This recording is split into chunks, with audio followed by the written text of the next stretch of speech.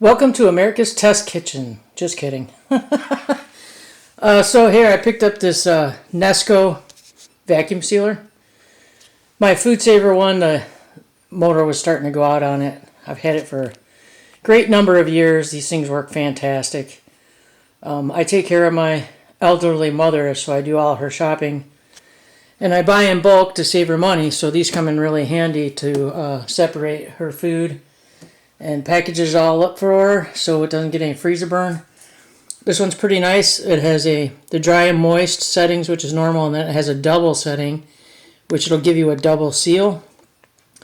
Normal pressure for like frozen stuff or hard type stuff. If you have moist stuff and you're afraid they're going to suck up too much juice, you can do gentle. You get a countdown timer. You got a vac and seal button. You can just manual seal to make a bag. You can do marinating canisters, pulse vac. I think that's for really wet stuff too. And then there is a port here if you get the accessory to do like the little Ziploc bags, or I think like even mason jars. The handle you pull down to lock it. Open it up. It comes with two rolls, a quart size width and a gallon size width, which is nice. Fits in here. It's got your little cutting thing here. Here's your drip tray. It doesn't come out, which is a bummer, so you got to clean it in place. And your seal, and then this is your heater for sealing the bags. So let's make a bag. I'm going to put you up on the tripod now because my hand is a little jittery with the bad tendons. Ooh, that really hurt. Alright, so let's make a bag. So make sure you just get it over the sealing bars, heat bars. Pull it down, close it, and then I'll hit manual seal. And you get a little countdown because it gives you a timer to warm up the heating element.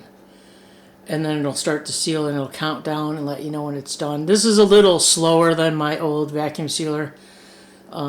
Whether it's going to be better or not, I don't know. So I mean, the countdown bar is kind of nice, but it's slower. You got to wait for it to heat up and whatever. So now it's done.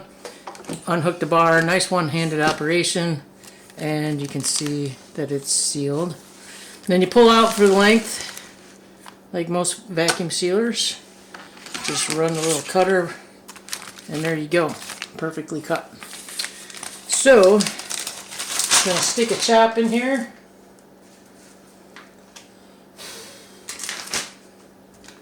And then, of course, I got some juice on the bag, I always do. So I wipe it off so it seals good. Get some of that blood off there. Okay. Then you just line it up over the drip tray and over the heating element, obviously. Try to get it as flat as you can. Lock it in place. And then I'm going to do a double seal on this. And there we go. You can see the blood creeping up as it's sucking. That's where you would hit more gentle pressure, because usually I'd like pre-freeze these for an hour or two. So they're not rock hard frozen together, but they're solid enough to use the sucker without getting the blood everywhere. Because it can make quite a mess if it gets a really good suction in there. But these work really great for a multitude of things. You can put a cardboard piece inside the plastic bag. You can seal up a comic book if you have, or a collector type stuff that you don't want to turn yellow. And then it's done. Release the handle. And you get a nice double seal on there, which is really nice. Make sure that's nice and secure. Because these bags, no matter what company you get them from, they're hit or miss. Every so often, every so many bags, you get a dud where you'll seal it and it must have a leak or a bad seam somewhere and it doesn't suck up all the way and seal right. So usually they're way more tighter than this. So this is a different type of sucker machine, vacuum sealer, than what I'm used to, but it's pretty nice, and these things are not cheap. I will put down the link, everything in the description for you, the link, where to get it, how much it costs, and all the little happy things you need to know about it. Seal up another one. But they come in really handy. My old one was a vertical unit, so it was a little easier to grab and store. This one has handles on the side, I'll show you. But yeah, this one takes quite a bit longer.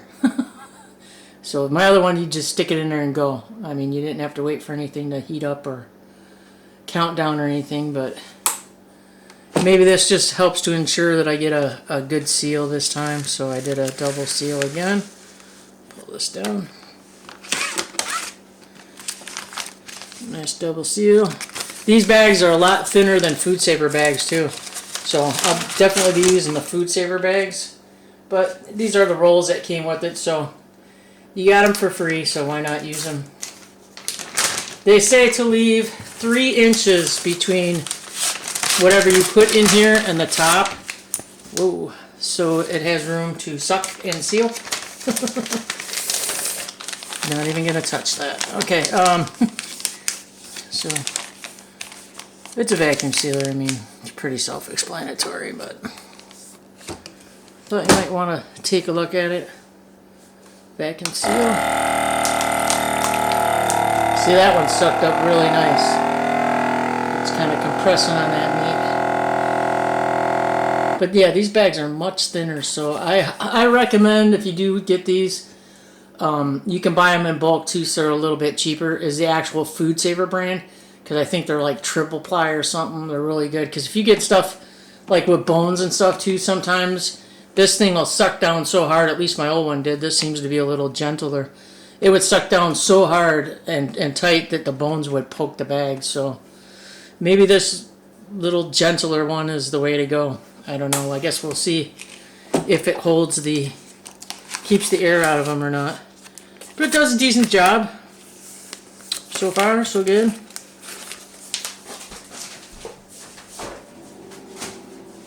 Alright, so I'm going to finish sucking up these pork chops for my mom. So I'm going to take you off here and just kind of show you. So it's a nice finish to it. It's black and stainless, which is nice. That's what I wanted. So it's got a nice grab handle here. Sorry, I hope I'm in focus. Should have checked that. Nice grab handle here. There's one on the other side. It does get fingerprints on it, which kind of sucks, but what are you going to do? And then it has a nice cord wrap on the back. If you plan on wrapping it when you put it away. We'll see how I feel.